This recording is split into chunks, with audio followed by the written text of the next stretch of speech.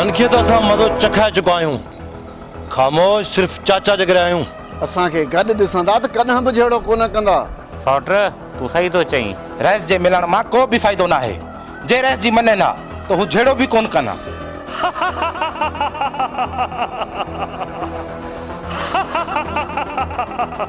छो बि झटपट में उन्हनि खे खुरड़ी हणण जी मोहलत बि न ॾिनई। हाणे हिते सभिनी खे इज़त ऐं सुकून कराइणो पवंदो।